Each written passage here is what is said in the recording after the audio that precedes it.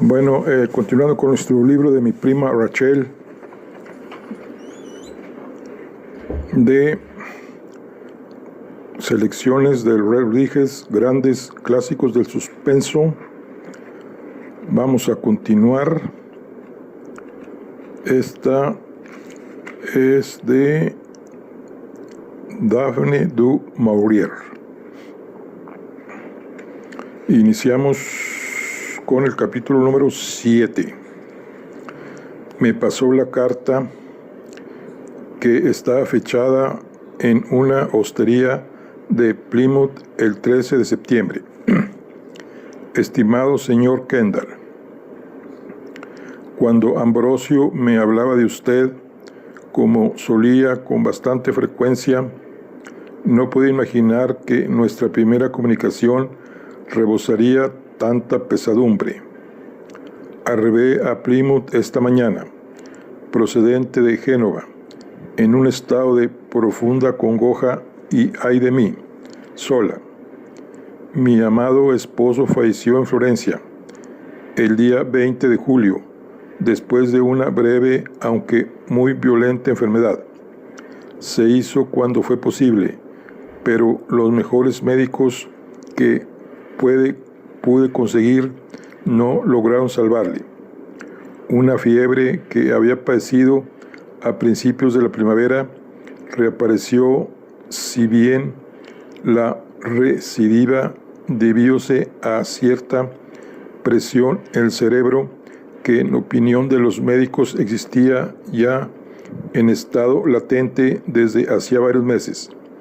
Ambrosio descansa en el cementerio protestante de Florencia, en un sitio que yo mismo escogí, apacible, un tanto apartado del resto de las tumbas inglesas y rodeado de árboles como él hubiera deseado. Nada le diré de mi propia aflicción ni de mi soledad. Usted no me conoce y no tengo deseo alguno de importunarle con mis penas.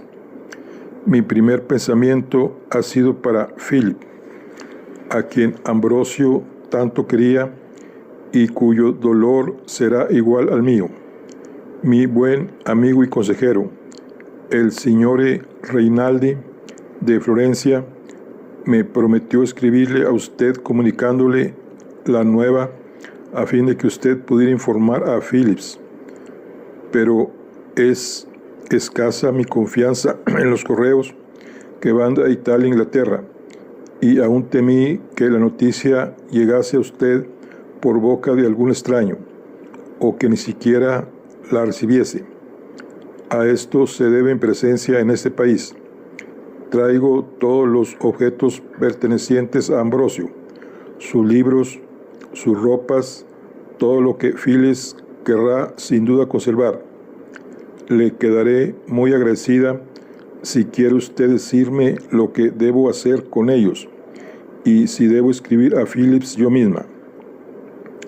Abandoné Florencia repentinamente, obedeciendo a un impulso y sin lamentarlo.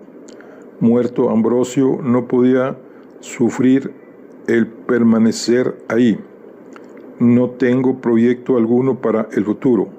Después de un golpe tan cruel, hace falta tiempo para reflexionar. Tengo entendido que aún existen desperdigados por Corneables algunos miembros de mi familia, los Corín, pero como no conozco a ninguno, no abrigo el menor deseo de incomodarles. Preferiría vivir sola. Es posible que después de tomarme aquí algún descanso vaya a Londres y ahí me trace otros planes. Espero sus instrucciones sobre lo que debo hacer con los objetos de mi marido. Atentamente le saluda Rachel Ashley. Leí esta carta una, dos veces, quizá tres.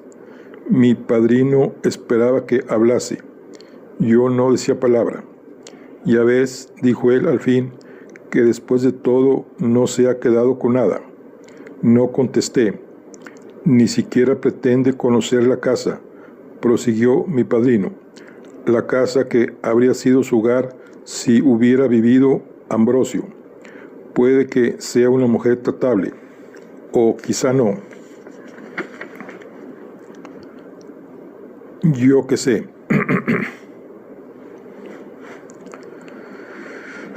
Pero lo cierto es que no pide nada, que nada reclama. Y sin embargo es la señora de Audley. Lo siento mucho, Philip. Ya conozco tu manera de pensar, pero como amigo de Ambrosio, no es posible que me esté aquí plantado sin hacer nada cuando su viuda llega a nuestro país, sola y sin conocer a nadie. Aquí en Pelín tenemos una habitación de más. Podrá disponer de ella mientras decide sus planes. Me acerqué a la ventana. Lo hice con una cesta al brazo. Andaba cortando las flores mustias por los arriates. ¿Le habría leído mi padrino aquella carta? Bueno, Phyllis, supongo que tú no querrás verla. Si tu prima acepta mi invitación, mientras ella esté aquí, no te pediré que vengas. Pero lo correcto es que ella reciba algún recado tuyo, la aceptación de los objetos que te trae. Puedo ponerlo en una postdata cuando le escriba. Volví la espalda a la ventana y me encaré de nuevo con él.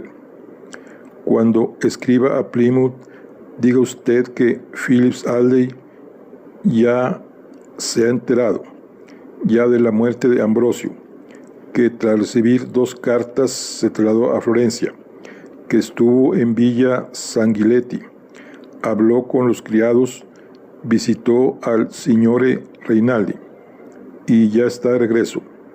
Diga también que Philip Audley es hombre sencillo, tosco en sus modales, mal conversador y poco acostumbrado a la compañía de las mujeres. Sin embargo, si la señora desea ver a Philip Audley y conocer el lugar de su difunto marido, la casa de Philip Audley está a disposición de su prima, Rachel, en cualquier momento que desee visitarla.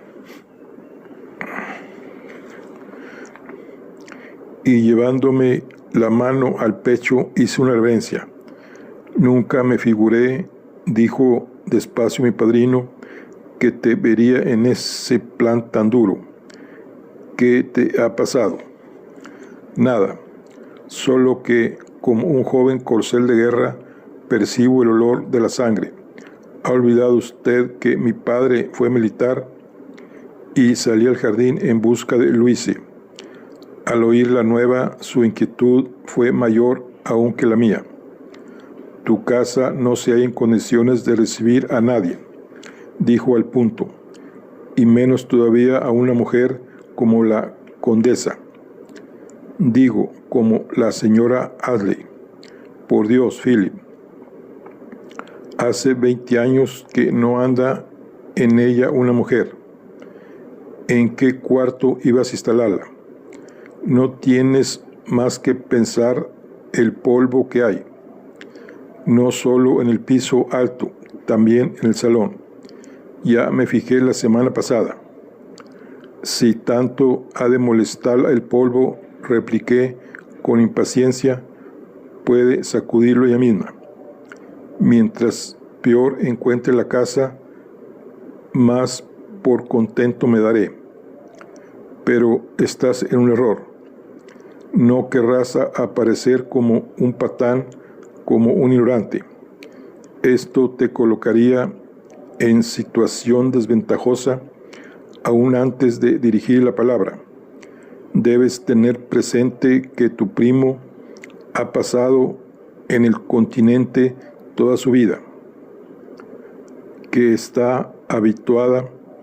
tu prima ha pasado en el continente toda su vida, que está habituada a toda clase de refinamientos, a tener muchos criados. El señor Audley le habría hablado tanto de la casa que esperará encontrar algo magnífico, no todo en desorden, lleno de polvo y con olor a perrera. Vaya, en recuerdo de Ambrosio no querrás que tu prima encuentre la casa así. Me enfurecí como un demonio. ¿Qué diablos quieres decir? ¿Que mi casa huele como una perrera? Es la vivienda de un hombre sencilla y rústica, y quiera Dios que siempre lo sea. Luise tuvo el tacto de mostrarse constrita, ya que no avergonzada. Perdóname, no quise ofenderte. Bien sabes que tu casa me encanta. Le tengo un cariño enorme y siempre se lo tendré, pero no puedo menos decirte lo que pienso sobre el estado en que se la conserva. No se le añade nada nuevo desde hace mucho tiempo. No encuentra uno en ella verdadero calor y carece de, pues bien, sí, carece de comodidades, y perdóname esto también. Muy bien, carece de comodidades. ¿Y qué? Así le acomodaba a Ambrosio, y así se me acomoda a mí. Y por unos días tendrá que acomodar también a la prima Rachel. Luisi meneó la cabeza. Pobre se come. ¿Qué no daría yo por ver la cara que pondrá? Tu prima será capaz de tirarle algo a la cabeza, si no acude cuando ella tira de la campanilla. Los italianos son muy apasionados. No sé si lo sabrás. Muy vivos de genio.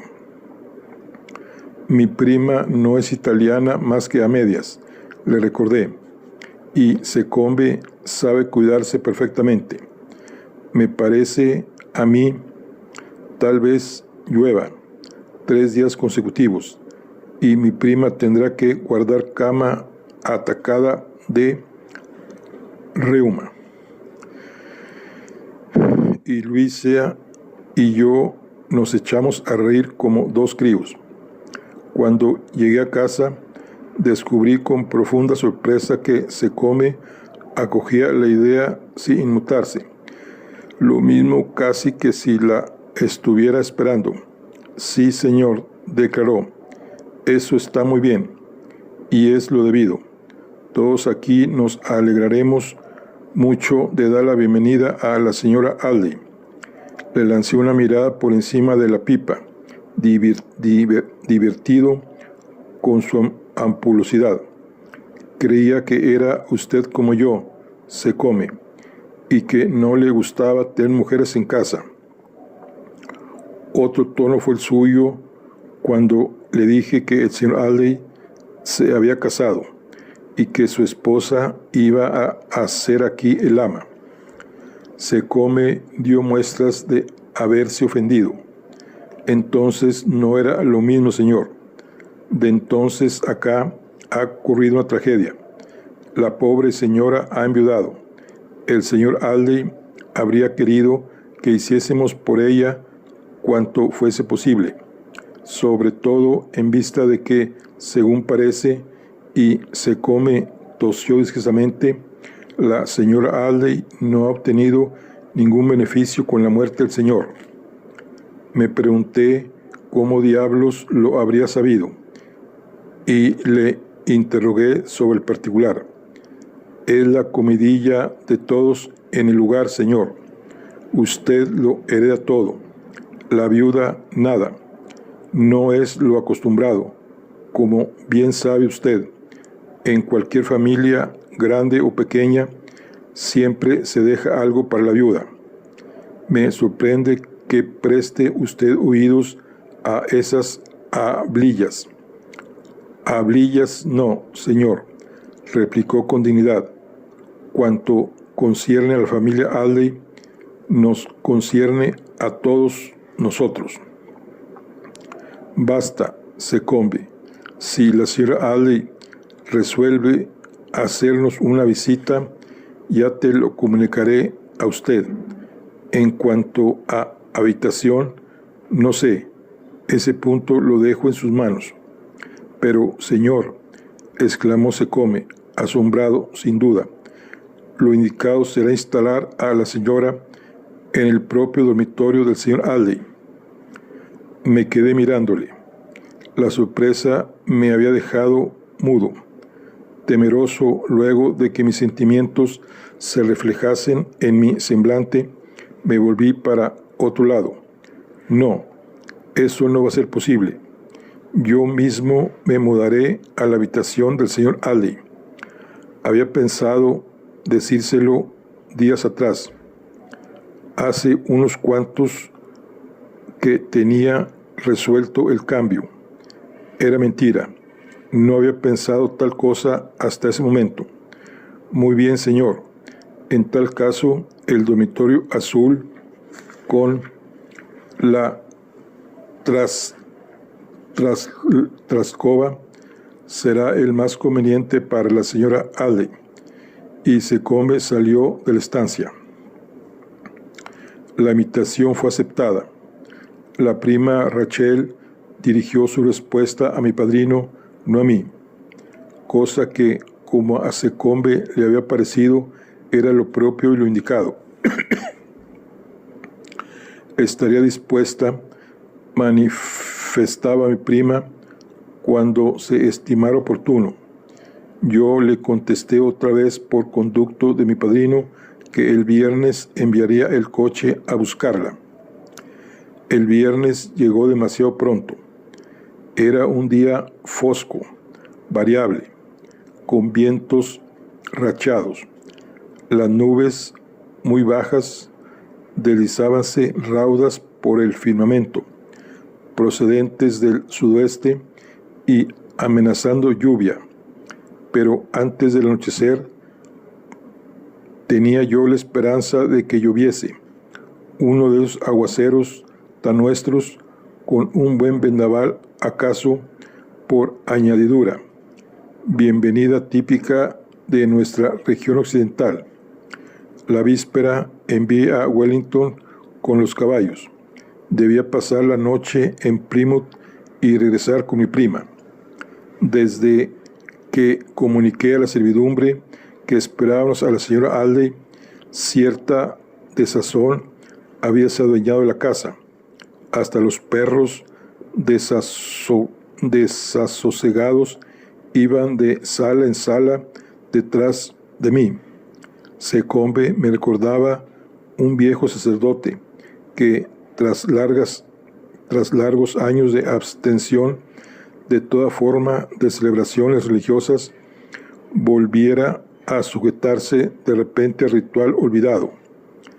Andaba de acá para allá, solemne y misterioso, a pasos quedos, y en el comedor aparecieron piedras de plata que yo nunca había visto, y que fueron dispuestas sobre la mesa o el aparador. Reliquias, pensé, de la época de mi tío Phillips, candelabros, enormes azucareros, copas, y como centro de mesa un florero de plata lleno, bendito sea Dios, de rosas. He encargado a Tamblyn que traiga unas flores del jardín cercado, me dijo Secombe. Nos hacen falta flores para el salón, para el dormitorio azul y la trasalcoba y para el tocador. Los perros me miraban abatidos. Uno de ellos se arrastró y fue a esconderse bajo el sofá del vestíbulo. Yo eché escalera arriba. Solo Dios sabe cuándo había traspasado yo la última vez los umbrales del dormitorio azul. Tenía el vago recuerdo de que Ambrosio me dijo en alguna ocasión que aquel era el dormitorio de la tía Pebe y que la tía Pebe se había ido a vivir a Kent, donde falleció tiempo después. De la tía Pebe no quedaba ya la menor traza. Los criados habían trabajado con empeño al mando de Secome y el recuerdo de la tía fue expulsado de ahí con el polvo de los años. Las ventanas estaban abiertas y el sol matutino lucía sobre las alfombras, cuidadosamente sacudidas. La ropa blanca de la cama recién cambiada era de una calidad para mí desconocida. La tercera pieza abovedada que completaba el conjunto sirvió en su día de tocador a la tía Pebe. También había sido desempolvada y tenía abiertas las ventanas. Sobre la chimenea pendía del muro un retrato que hicieron a Ambrosio de joven. Ni siquiera conocía yo su existencia, y él probablemente lo había olvidado. Era un retrato de 3/4 y le representaba con la escopeta bajo el brazo y una perdiz en la mano izquierda. Sus ojos miraban derechos a los míos y sus labios sonreían ligeramente. Ni la pintura ni el rostro ofrecían nada especial, salvo una cosa: se parecía extraordinariamente a mí. Me miré en el espejo y me volví otra vez a mirar al retrato, y la única diferencia se hallaba en el sesgo de sus ojos y en el color más oscuro de sus cabellos. Con todo, habría podido tomársenos por hermanos, por gemelos casi.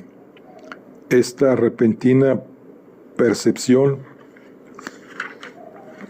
de nuestra semejanza me levantó los ánimos. Se me antojaba que el joven Ambrosio me sonreía diciéndome: me tienes de tu parte. Y también al otro Ambrosio, al ya mayor, sentíale más cerca. Estuve fuera toda la mañana atendiendo a los asuntos de la finca y regresé alrededor de las 2, sediento y hambriento de tanto andar a caballo. Tomé un poco de fiambre y un vaso de cerveza. Secome y los criados estaban en sus habitaciones haciendo su comida del mediodía. Me paré en medio de la biblioteca a solas. Rachel ya estará aquí, en esta pieza, o en el salón. Una presencia hostil que hará sentir su personalidad en mis habitaciones, en mi casa. La casa estaba ahora en silencio y en paz, y yo era parte integrante de ella, como Ambrosio lo fue y lo era todavía, alentando en las sombras. No necesitábamos de nadie que viniese a turbar el silencio. Pasé la mirada por la estancia, una mirada casi de adiós, y luego salí de la casa y me interné en el bosque. Calculaba que Wellington no estaría de vuelta en casa con el coche antes de las 5, por lo que decidí permanecer fuera hasta pasadas las 6, que me esperasen para cenar. Secome tiene allá sus instrucciones. Si la viajera traía apetito, tendría que aguantarse hasta que el amo de la casa estuviera de regreso.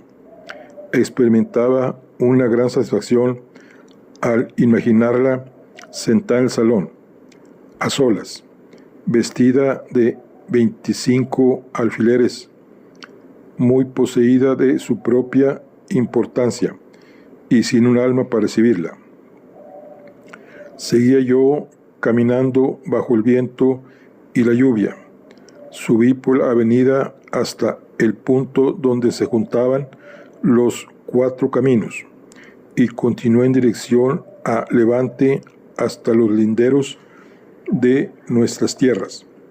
Volví luego cruzando el bosque y tiré para el norte hasta las granjas limítrofes, donde hice alto deliberadamente para charlar y entretenerme con mis colonos. Crucé el parque y las colinas que miran al oeste, y llegué por fin a casa pasando por la granja de Barton a tiempo que empezaba a oscurecer. Abrió la puerta del vestíbulo y entré en la casa. Esperaba encontrar señales de laigadas, cajas, baúles, mantas de viaje, cestas, pero todo ofrecía el aspecto acostumbrado. Ahí no se veía cosa alguna. El fuego estaba encendido en la biblioteca, pero la pieza estaba vacía. En el comedor no había más que un cubierto. Tiré de la campanilla para que viniera Secome, y bien inquirí: «¿La señora ha llegado ya?», musitó Secome, con su recién estrenado aire de importancia. «Así lo supongo», contesté. «Falta poco para las 7. ¿Traía la señora algún equipaje? ¿Qué ha hecho usted con él?». La señora traía pocas cosas suyas. Las cajas y baúles eran del señor Aldey. Los he mandado llevar todos a la habitación que ocupaba usted antes, señor. Ya. Me acerqué al fuego y di un puntapié a un leño. Por nada del mundo habría querido que Secome observase que las manos me temblaban.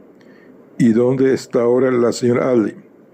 «La señora se ha retirado a su habitación, señor. Parecía fatigada, y mandó le dijéramos que la excusase de bajar a cenar. Le subí una bandeja hace cosa de 1 hora». Me volví de espaldas al fuego para calentarme las piernas. «Está usted empapado, señor», observó Secombe. «Más vale que se cambie o va a coger un resfriado». «Ahora enseguida», respondí, y mirando luego en derredor de la sala pregunté: «¿Dónde están los perros?». «Me parece que subieron detrás de la señora». Yo seguía calentándome las piernas ante el fuego. «Perfectamente. Tomaré un baño y me cambiaré de ropa. Dígale usted a cualquiera de los muchachos que me suba el agua caliente, y bajaré a cenar dentro de media hora». Esa noche me senté a comer a solas, frente a los candelabros recién bruñidos y el florero de plata lleno de rosas.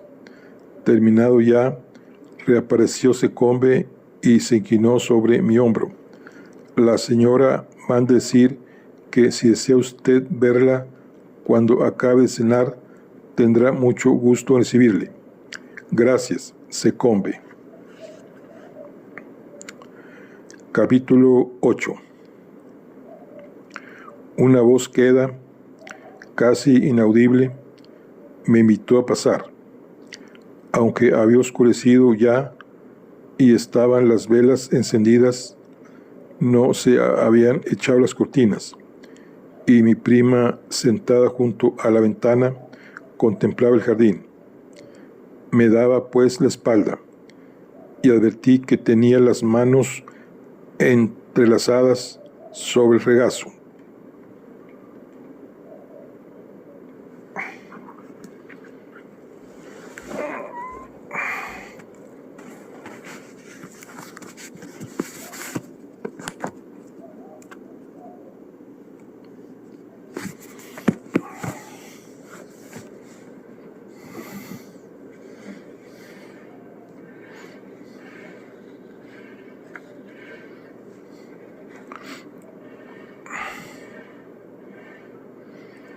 Me daba pues la espalda y advertí que tenía las manos entrelazadas sobre el regazo.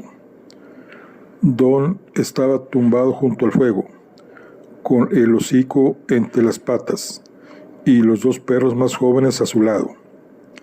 Nada en la pieza veíase fuera de su sitio. Ninguna de las gavetas del pequeño secretario estaba abierta. No aparecía por el suelo prenda de ropa alguna. Nada revelaba ahí el desorden de una llegada. «Buenas noches», dije, y en la pequeña estancia mi voz resonó forzada y poco natural. Mi prima se volvió, se puso de pie y vino a mi encuentro. La mujer que había sido la obsesión de mis días y mis noches, que había turbado mis horas de vigilia, trastornado mis sueños, se erguía ahora frente a mí.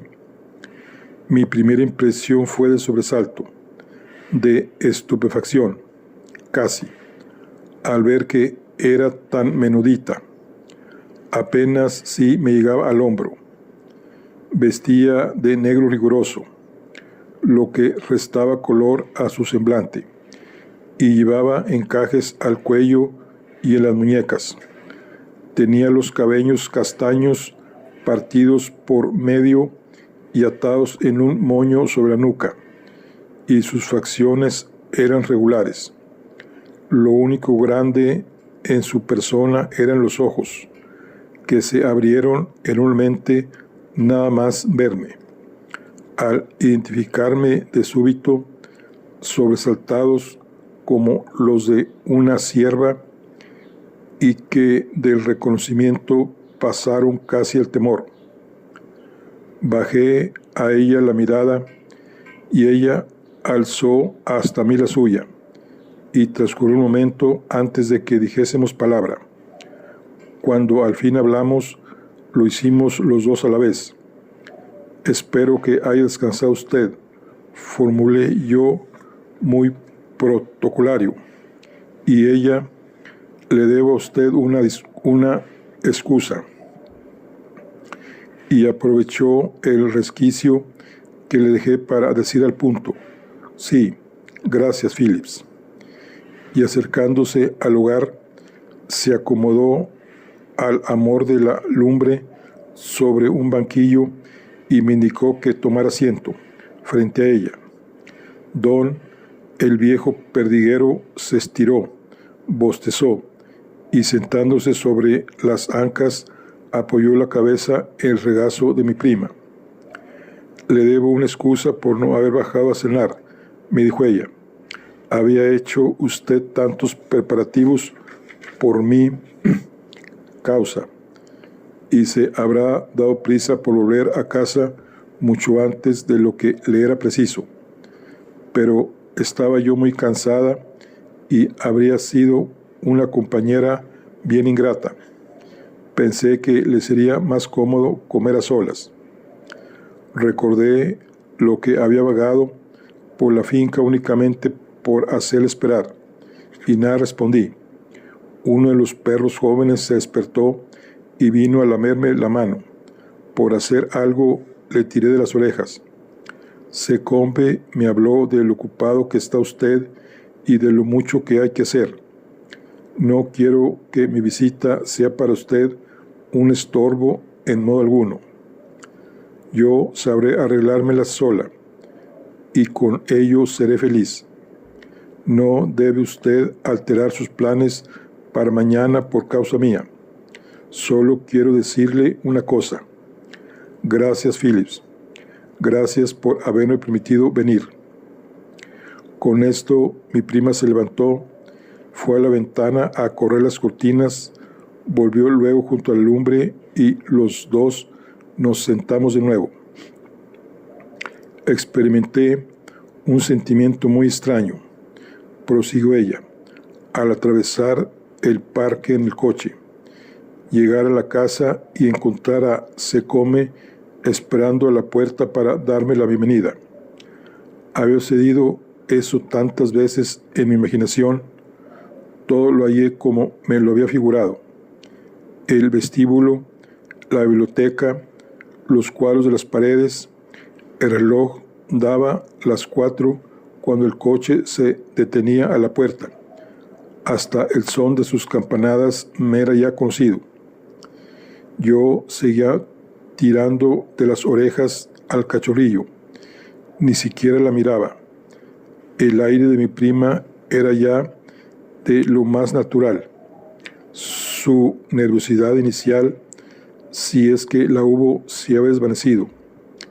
Wellington me indicó el acceso a la casa del señor Kendall, y por un momento pensé si sería correcto y oportuno pasar a ofrecerle mis respetos.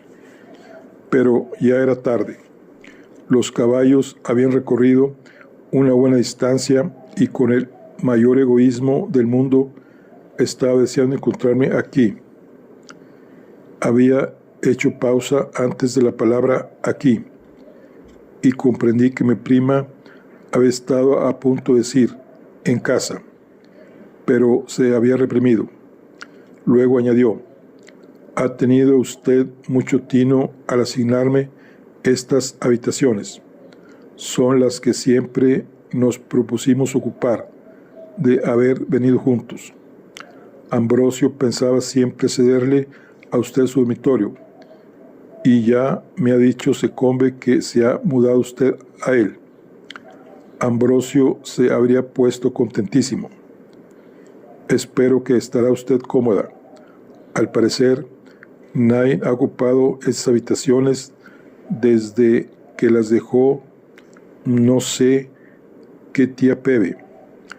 La tía Pebe se enamoró de un clérigo y se marchó a Tom Rice con ánimo de reparar su destrozado corazón, me explicó la prima, pero era un corazón obstinado y la tía Pebe pilló un resfriado que se prolongó durante 20 años. ¿No sabía usted la historia? No, contesté y me volví a mirarla. Tenía puestos los ojos en fuego y sonreía, pensando, supone yo, en la tía Pebe. Conservaba las manos entrelazadas sobre el regazo. Nunca había visto yo manos tan diminutas en una persona mayor. Eran muy estrechas y delgadas, como las de un retrato que algún viejo maestro se dejara sin terminar. Bien, ¿y qué fue de la tía Pebe?, inquirí. Se le quitó el resfriado al cabo de los 20 años, a la vista de otro clérigo. Mas para entonces la tía Pebe contaba ya 45 y no tenía el corazón tan frágil. Se casó con el segundo clérigo. ¿Fue un matrimonio feliz? No, concluyó mi prima Rachel. La tía Phoebe falleció la noche misma de su boda, a consecuencia de la impresión. Se volvió a mirarme, risueños los labios, aunque con ojos serios aún, y de repente me imaginé a Ambrosio contando aquella historia, encogido en su sillón, los hombros trémulos, mientras ella alzaba hacia él la vista exactamente como ahora lo hacía, reprimiendo la risa. No pude remediarlo. Sonreí a la prima Rachel y asomó no sé qué a sus ojos y ella también sonrió. Se me figura que todo eso acaba usted de inventarlo, objeté yo, lamentando enseguida mi sonrisa. De ninguna manera. Secombe tiene que estar enterado del asunto. Pregúnteselo usted. Negué con la cabeza. No lo juzgaría correcto, y se escandalizaría mucho si supiera que usted me lo ha contado. Me olvidé de preguntarle si le trajo algo de comer. Sí, una taza de caldo, pollo y riñones con picante. Todo magnífico. Ya habrá advertido, por supuesto, que no tenemos en casa sirvientas, que no contamos con nadie que la atienda a usted, que guarde sus vestidos y solo disponemos del joven John o de Arturo para que le preparen el baño. Lo prefiero así. Las mujeres hablan más de la cuenta. Tocante a vestidos, los de luto son todos lo mismo. No he traído más que este y otro, y tengo unas botas muy fuertes para andar por la finca. Esta lluvia para mañana habrá escampado y podrá usted salir a dar una vuelta. Pueblo Alto y el Valle de Baudin, la Reserva de Camps y el Parque de las Vacas, Kilmore y los Prados del Faro, 20 acres y los cerros de Poniente, enumeró ella. La miré asombrado. ¿Conoce usted los nombres de las tierras de Barton? Pues claro, hace ya casi 2 años que me lo sé de memoria. Yo callaba. No se me ocurría qué contestar. Luego le pregunté, ¿sabe usted montar? No. ¿Se atreverá a montar si le llevara el caballo de la brida? Puede que sí, pero tendría que agarrarme a la silla con las 2 manos. ¿No hay una cosa en que se apoya uno y que se llama la perilla? Me hizo esta pregunta con gran circunspección, serios los ojos, y sin embargo, una vez más, tuve la certeza de que en ellos se escondía la risa y que mi prima trataba de sondearme. No estoy seguro de que tengamos una silla de amazona, contesté un poco seco. Preguntaré a Wellington. Tal vez a la tía Pebe le diera por montar cuando perdió a su clérigo. Puede que fuera ese su único consuelo. Era inútil. Había en su voz no sé qué cascabeleo y me sentí perdido. Lo peor era que me veía reír y me volví para otro lado. En aquel momento, Secome llamó a la puerta y entró. Traía una marmita de plata sobre una bandeja monstruosa y también una tetera de plata y un tarro. Nunca había visto yo tales cosas y me preguntaba en qué recoveco de la despensa habría dado con ellas. Por nada del mundo habría ofendido a Secombe, que dejó su recado sobre la mesa con infinita dignidad, pero una oleada de algo parecido a la histeria brotó en mi pecho, y levantándome del asiento me acerqué a la ventana y me puse a fingir que miraba la lluvia. «El té está servido, señora», anunció Secome. «Gracias, Secombe», respondió ella con solemnidad. «¿Y el desayuno, señora?» «El señor toma el suyo en el comedor, a las 8 de la mañana. Yo quisiera tomar el mío en mi habitación. El señor Ashley solía decir que ninguna mujer está presentable antes de las 11. ¿Le causaría eso alguna molestia?» «Por supuesto que no, señora. En tal caso, gracias, Secombe, y buenas noches». «Buenas noches, señora». «Buenas noches, señor». Salió Secome y la estancia quedó en silencio, que se prolongó por unos instantes. Luego mi prima preguntó dulcemente, «¿Quiere usted un poco de té?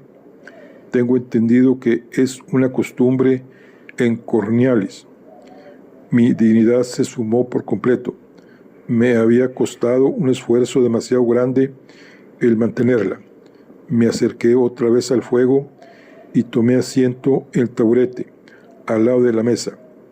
«Voy a confesarle una cosa», dije.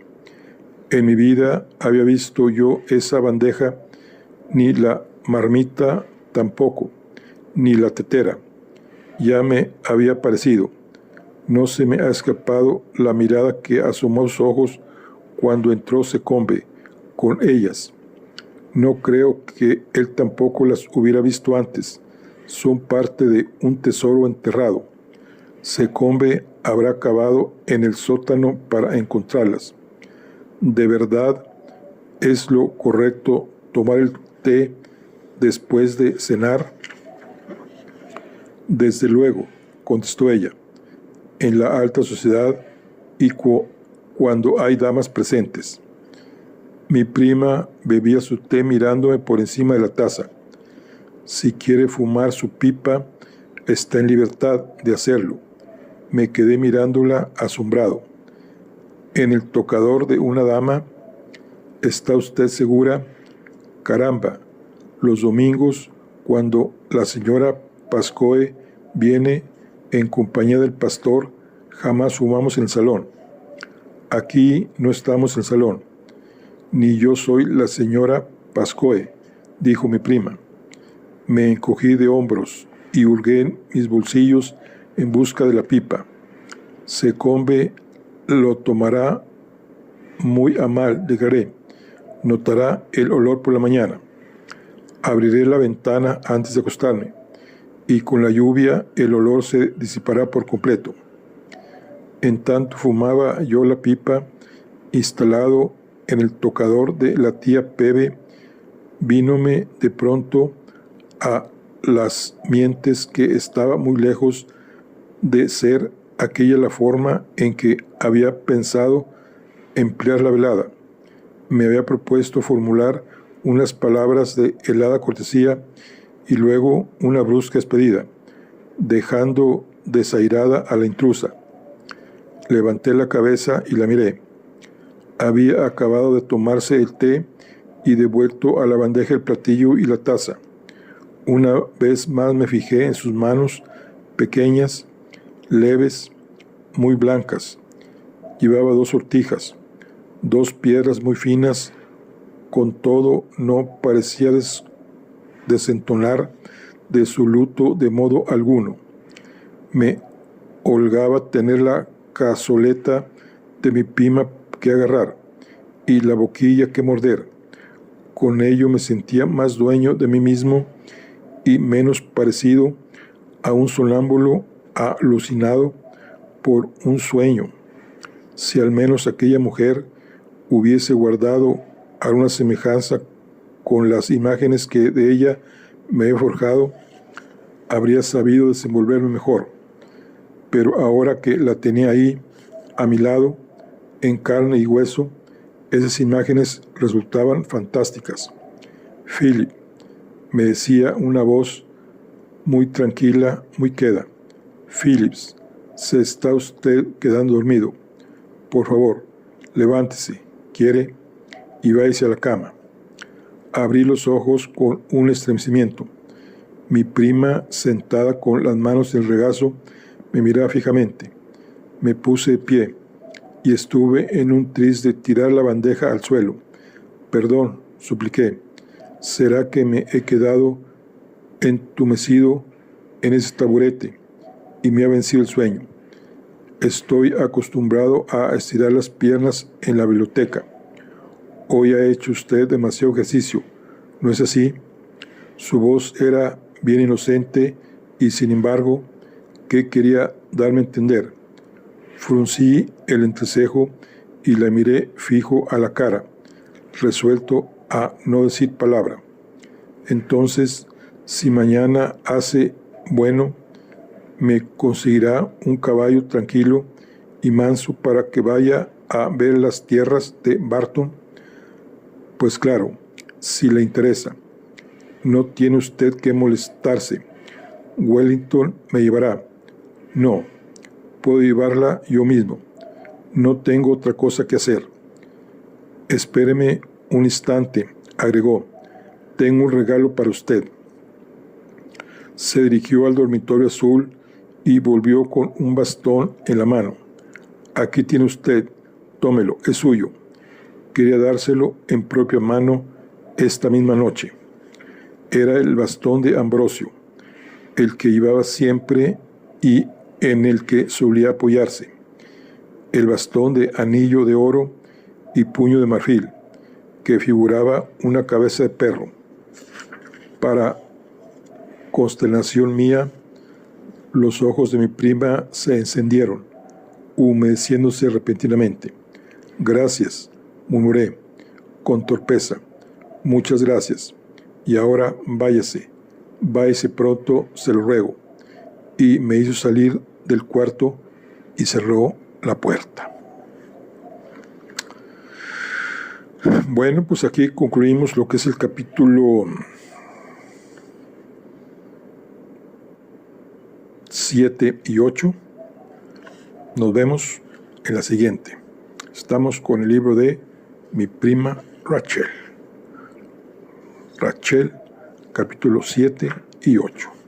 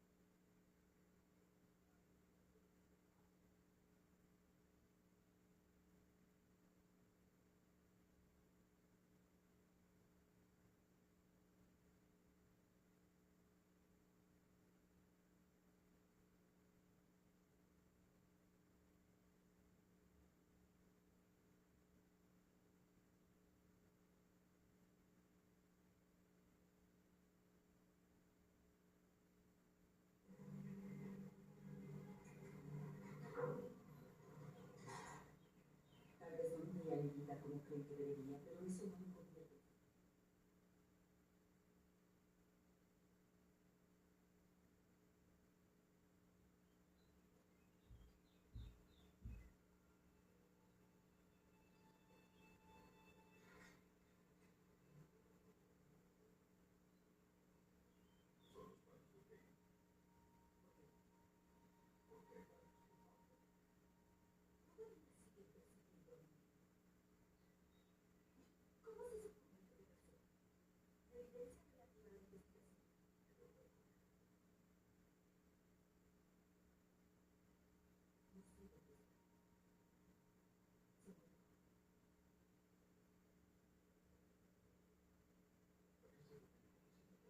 Cuando regresamos de la estación, se perdió de sí y jamás me había hecho cosas como esas.